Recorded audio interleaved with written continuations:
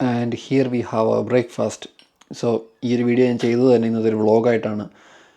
Because ഇതൊക്കെ എങ്ങനെ ഉണ്ടാക്കിയെന്നൊക്കെ ഞാൻ പറഞ്ഞുതരാം. അതിൽ തൈര് മാത്രം പറയേണ്ട കാര്യമില്ലല്ലോ. തൈര് നമ്മൾ സാധാരണ കടയിൽ മേടിക്കുന്നത് എങ്ങനെയാണോ അത് തന്നെ ഞാൻ മെഷർ ചെയ്തെടുത്തു എന്ന് മാത്രം. 150 grams. ബീൻസ് നമ്മുടെ സാധാ ബീൻസായിട്ട് മേടിച്ച് വെച്ച് കഴിഞ്ഞാൽ കേടായി പോകുന്നുള്ളതുകൊണ്ട് ഫ്രോസൺ ആയിരുന്നു മേടിച്ച് വെച്ചിരുന്നത്. അപ്പോൾ ഞാൻ തിളച്ച വെള്ളത്തിലോട്ട് എത്രയായിരുന്നു 200 gram ബീൻസ് 10 minutes ബോയിൽ ചെയ്തു. അപ്പോൾ ഫ്രോസൺ വെയിറ്റിൽ നിന്ന് 4 to 5 minutes ആണ് അവരുടെ റെക്കമെൻഡ്. പക്ഷേ 10 minutes വെച്ച് കഴിഞ്ഞാൽ നല്ല രീതിയിൽ കടിച്ച് കഴിഞ്ഞാൽ ഇങ്ങനെ പൊട്ടിപ്പോകുന്ന ആ ഒരു രീതി കിട്ടും.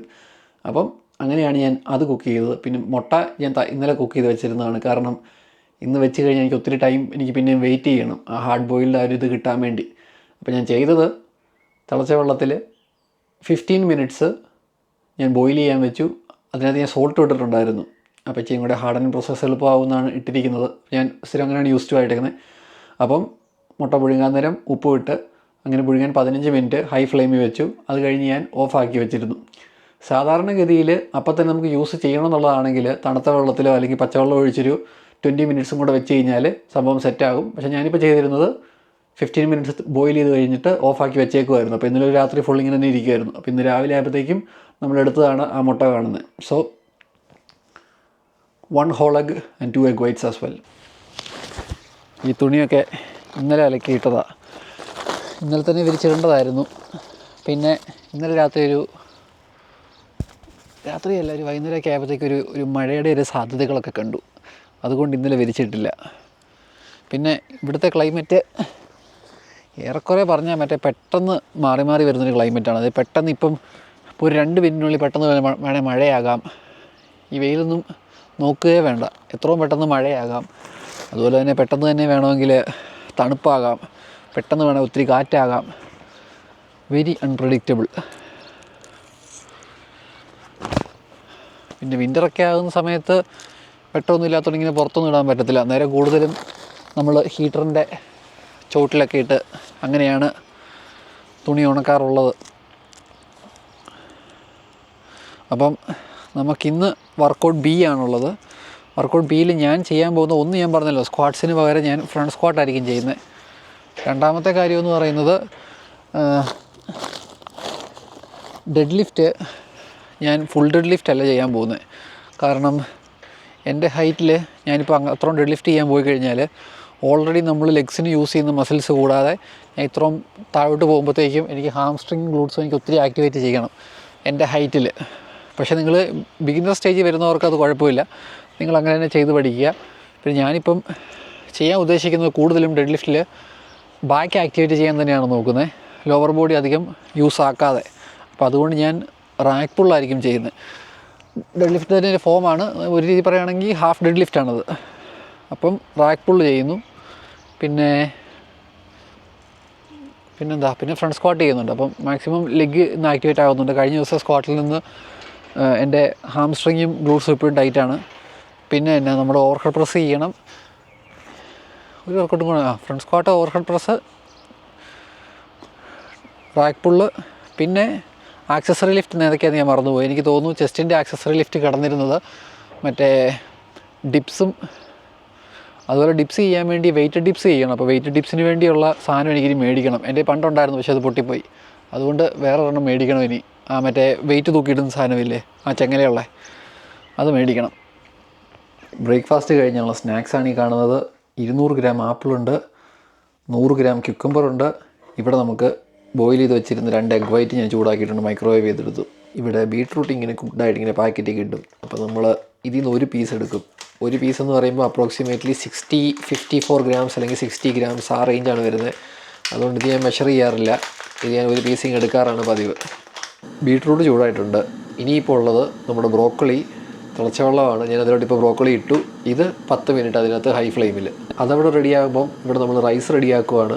അപ്പം വെള്ളം ഒഴിച്ചേക്കുന്നത് 100 gram റൈസിന് ഡബിൾ, അതായത് 100 gram റൈസിന് 200 gram അല്ലെങ്കിൽ 200 ml വെള്ളം. ഇപ്പോൾ തിളയ്ക്കാൻ തുടങ്ങുമ്പോഴേ അടച്ച് വെച്ച് ലോ ഫ്ലെയിമിൽ വെക്കും.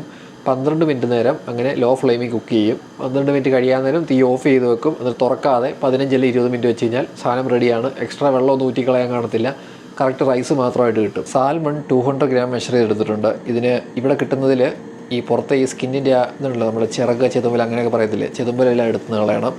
അത് കഴിഞ്ഞിട്ട് ജസ്റ്റ് സോൾട്ട് ആൻഡ് പെപ്പർ ഇടുന്നു. അത് കഴിഞ്ഞ് ഇവിടെ നമ്മുടെ എയർ ഫ്രയർ ഹീറ്റ് ആകുന്നുണ്ട്. അപ്പം അതവിടെ സോൾട്ട് ആൻഡ് പെപ്പർ ഇട്ട് കഴിയുമ്പോഴത്തേക്കും തുറക്കുന്നു.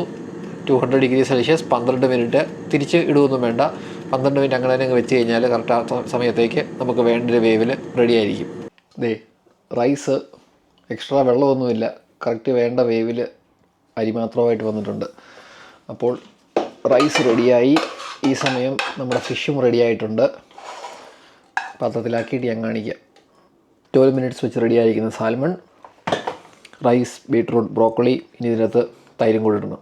ലഞ്ചാണ് എൻ്റെ ഹെവിയസ്റ്റ് മീല് കണ്ടിരിക്കുന്നു. നമ്മുടെ യോഗട്ടും കൂടെ ആഡ് ചെയ്തിട്ടുണ്ട്. അപ്പോൾ നമുക്ക് rice raw weight 100 gram, salmon raw weight 200 gram, ഇത് റോ വെയ്റ്റ് 200 ഗ്രാം തന്നെ, അത് 150 ആയിരുന്നു, മറന്നുപോയി. ഓക്കെ, ബീട്രൂട്ട് ഒരെണ്ണം 50 സംതിങ് ഗ്രാംസ്. ഓക്കെ, അപ്പോൾ എല്ലാം ആയിട്ടുണ്ട്. വർക്കൗട്ട് കഴിഞ്ഞ് കുറച്ച് ഷോപ്പിങ്ങിന് പോകാനുണ്ട് എന്ന് പറയുമ്പം സാൽമൺ തീരാറായി, 100 ഗ്രാമും കൂടെ ഉള്ളൂ. യോഗട്ട് നാളത്തെ ഒരു നേരത്തേക്ക് എടുത്തു കഴിഞ്ഞാൽ പിന്നെ രണ്ടാമത്തെ 150 എടുക്കാനുള്ളത് കാണത്തില്ല. അപ്പോൾ അങ്ങനത്തെ കുറച്ച് കാര്യങ്ങൾ തീരാറായത് മാത്രം വർക്കൗട്ട് കഴിയുമ്പം അടുത്തുള്ള ഏതെങ്കിലും കടയിൽ പോയി മേടിച്ചിട്ട് വരണം. ഇതാണ് എൻ്റെ പ്രീ വർക്കൗട്ട് മീല്. ഇതിനകത്ത് നമുക്ക് ഓട്സ്, ആദ്യം ചൂടുവെള്ളം ഒഴിച്ചു, അതിനകത്ത് 10 ഗ്രാം വേ പ്രോട്ടീനും ഉണ്ട്. ഇവിടെ ഒരു ഫ്രൂട്ട് സോഴ്സും ഉണ്ട്. അപ്പം ഓരോ മീലിൻ്റെ കൂടെയും ഒരു ഗ്ലാസ് വെള്ളം കുടിക്കുന്നുണ്ട്. ഇപ്പോൾ ഈ 5x5 മെത്തേഡ് തന്നെ യൂസ് ചെയ്യണമെന്നൊന്നുമില്ല, നിങ്ങൾക്ക് വേറെ മെത്തേഡ്സും യൂസ് ചെയ്യാം. പിന്നെ ഞാൻ ഇതിട്ടത് എന്താണെന്ന് വെച്ച് കഴിഞ്ഞാൽ, നിങ്ങൾ എക്സ്ട്രീം ബിഗിനർ ആകുമ്പോൾ നമ്മൾ ഫ്രം ദ ബിഗിനിങ് സ്റ്റാർട്ട് ചെയ്യുമ്പം നിങ്ങൾക്ക് ആദ്യം വേണ്ടത് ഫൗണ്ടേഷനാണ്. എന്ന് പറയുമ്പോൾ സ്ട്രെങ്താണ്, പിന്നെ നിങ്ങൾക്ക് ഇതിൻ്റെ ഫോമാണ് പഠിക്കേണ്ടത്. അപ്പോൾ അതിന് വേണ്ടിയാണ് 5x5 ഇട്ടേക്കുന്നത്. മാത്രമല്ല ഇപ്പോൾ 3 ദിവസമല്ലേ വർക്കൗട്ടുള്ളൂ. അപ്പോൾ നമുക്കിനി പോകും തോറും ഇപ്പോൾ 4 ദിവസം ഇടുമ്പോൾ നിങ്ങളുടെ ബോഡി എങ്ങനെ റിക്കവർ ആകുന്നുണ്ടോ, 5 ദിവസം ഇടുമ്പോൾ റിക്കവർ ആകുന്നുണ്ടോ, ഇനി 6 ദിവസം ഇടുമ്പോൾ റിക്കവർ, അങ്ങനെ നമ്മൾ പടിപടിയായിട്ട് കയറാൻ വേണ്ടിയാണ് ഏറ്റവും താഴെ നിന്നിട്ടേക്കുന്നത്. അല്ലാതെ പ്രത്യേകിച്ച് റീസണൊന്നുമില്ല. നിങ്ങൾക്ക് വേണമെങ്കിൽ കുറച്ച് പേര് ഡൗട്ടായിട്ട് ചോദിച്ച പോലെ, കമൻസ് ചോദിച്ച പോലെ നേരെ പുഷ്പുള്ളൊക്കെ ഇട്ട് സ്റ്റാർട്ട് ചെയ്യണമെങ്കിൽ സ്റ്റാർട്ട് ചെയ്യാം. അതിന് റിക്കവറി ഓക്കെ ആണെങ്കിൽ നിങ്ങൾക്ക് അത് കണ്ടിന്യൂ ചെയ്യാം, ഇല്ലെങ്കിൽ നിങ്ങൾക്ക് താഴോട്ട് കൊണ്ടുവരാം. ഇപ്പം പേഴ്സണലി ഇപ്പം ഞാൻ ചെയ്യുന്നത് ഇങ്ങനെയാണ്. നിങ്ങൾക്ക് ഫോളോ ചെയ്യേണ്ടവർക്ക് കൂടെ ഫോളോ ചെയ്യാവുന്ന മാത്രം. നമ്മുടെ ലിസ്റ്റിൽ കുറച്ച് സാധനങ്ങൾ മേടിക്കാനുണ്ടായിരുന്നത് തീരാറായിരുന്നു. മേടിക്കാനുണ്ടായിരുന്നില്ല, കുറച്ച് സാധനങ്ങൾ ഫുഡായിട്ട് നാളത്തേക്ക് വേണ്ടതൊക്കെ തീരാറായി. അപ്പോൾ നമ്മൾ ആ പർട്ടിക്കുലർ കുറച്ച് സാധനങ്ങൾ മാത്രം മേടിക്കാൻ പോവാണ് ഇപ്പോൾ. എൻ്റെ കയ്യിൽ ഓൾറെഡി മേടിക്കാനൊരു ലിസ്റ്റ് ഉണ്ടായിരുന്നു, അതുകൊണ്ട് നമ്മൾ ഒത്തിരി ടൈം വേസ്റ്റ് ചെയ്തിട്ടില്ല. വന്നതേ ഞാൻ വേണ്ട സാധനങ്ങളെല്ലാം പിക്ക് ചെയ്തു. That's all. ഒരു 2 മിനിറ്റ് 3 മിനിറ്റ് എങ്ങാണ്ട് എടുത്തിട്ടുള്ളൂ. അപ്പം ഈ സാധനങ്ങൾ മേടിച്ച് നമ്മൾ തിരിച്ച് വീട്ടിലോട്ട് പോകുന്നു.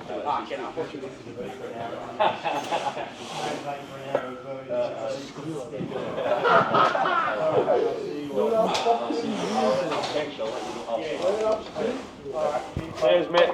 So far.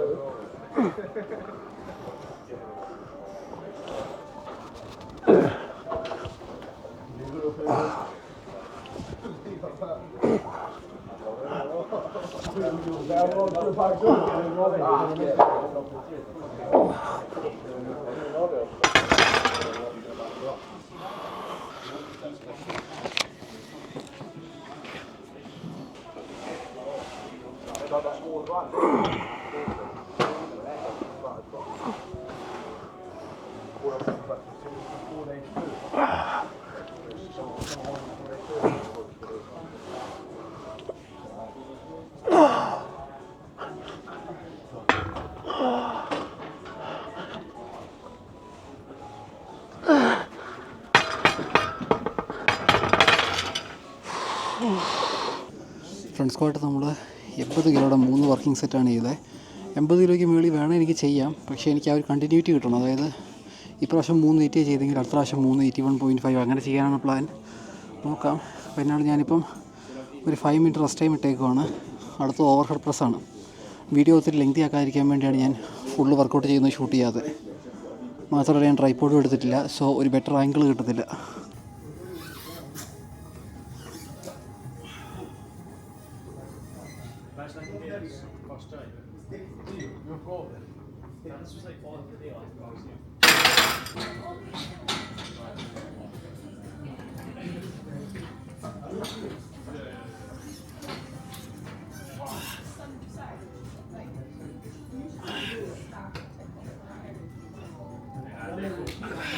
Over head press ഇപ്പോൾ നിങ്ങൾ കണ്ട പോലെ 60 കിലോ ഞാൻ രണ്ട് റെപ്പിൽ ഫെയിലായി. അപ്പോൾ അടുത്ത പ്രാവശ്യത്തേക്ക് ഞാനിപ്പോൾ തൽക്കാലം ഡംബിൾ വർക്ക് വെച്ച് ഫിനിഷ് ചെയ്തു. അടുത്ത പ്രാവശ്യം വരുമ്പം ഞാൻ കാണിച്ച വണ്ടർ മാക്സ് കാൽക്കുലേറ്റർ ഉണ്ടല്ലോ, ആ കാൽക്കുലേറ്ററിൽ ഞാൻ 60 കിലോ 2 റെപ്പറ്റീഷൻ മാക്സിമം ചെയ്താൽ എത്ര എൻ്റെ വണ്ടർ മാക്സ് എസ്റ്റിമേറ്റ് എടുക്കും. എന്നാൽ അതിൽ കാണിക്കുന്ന 5 റെപ്സ് മാക്സ് വരുന്നൊരു വെയിറ്റ് ആയിരിക്കും ഞാൻ ചൂസ് ചെയ്യുന്നത്. ഇനിയിപ്പോൾ ഞാൻ നേരെ ഡെഡ് ലിഫ്റ്റിലോട്ട് പോവുകയാണ്. ഡെഡ് ലിഫ്റ്റ് ഞാൻ നേരത്തെ പറഞ്ഞ പോലെ ഒറ്റ സെറ്റേ ഉള്ളൂ, ബാക്കിയെല്ലാം വാമപ്പ് സെറ്റാണ്. ഒരു നോക്കാം, വാമപ്പ് കയറി പോകുന്നതിനനുസരിച്ച് എന്നെക്കൊണ്ട് എത്ര പറ്റുമെന്ന് ഞാൻ ഒന്ന് ആലോചിച്ച് നോക്കട്ടെ.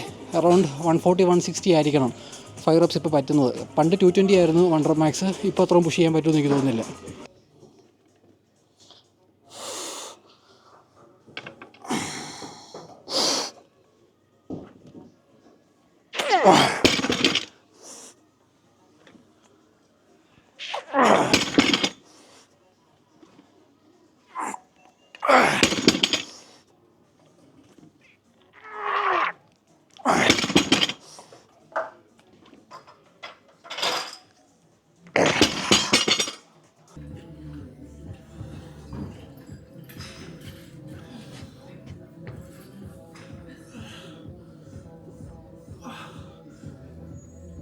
ഇതാണ് എൻ്റെ ഫൈനൽ മീലും പോസ്റ്റ് വർക്കൗട്ട് മീലും. നമ്മൾ ഇനി ഒരു സ്കൂപ്പ് ക്രിയാറ്റിനും കൊടുക്കുന്നുണ്ട്. ആ മീലിൽ മെജോറിറ്റി വരേണ്ടിയിരുന്നത് സ്വീറ്റ് പൊട്ടറ്റോ ആയിരുന്നു. പക്ഷേ എൻ്റെ കയ്യിൽ നേരത്തെ ഡയറ്റിൽ മേടിച്ച് വെച്ചിരുന്ന കുറച്ച് പൊട്ടറ്റോസ് ഇരിപ്പുണ്ടായിരുന്നു. അപ്പോൾ അത് തീർക്കാൻ വേണ്ടിയാണ് ഞാനിത് കുറച്ച് പൊട്ടറ്റോസ് ആഡ് ചെയ്തിട്ടേക്കുന്നത്. നമ്മളിപ്പോൾ ഒരു സ്കൂപ്പ് ക്രിയാറ്റിനും എടുക്കുന്നുണ്ട്. അത് കഴിഞ്ഞിട്ട് നാളത്തേക്ക് കൊണ്ടുപോകേണ്ട, നാളത്തേക്ക് ജോലിയുണ്ട്. അപ്പം നാളത്തേക്ക് ലഞ്ച് കുക്ക് ചെയ്തുകൊണ്ട് പോകണം. ബ്രേക്ക്ഫാസ്റ്റിന് വേണ്ടിയുള്ള മുട്ട റെഡിയാക്കി വെക്കണം. പ്രീ വർക്കൗട്ട് മീൽ മിക്കവാറും വന്നിട്ട് ഉണ്ടാക്കിയാൽ മതിയായിരിക്കും. പക്ഷേ നമുക്ക് സ്നാക്കും ഉണ്ടാക്കിക്കൊണ്ട് പോകണം. അപ്പം ലഞ്ചും സ്നാക്കും പ്രെപ്പ് ചെയ്ത് വെക്കണം. So I will see in another video. By.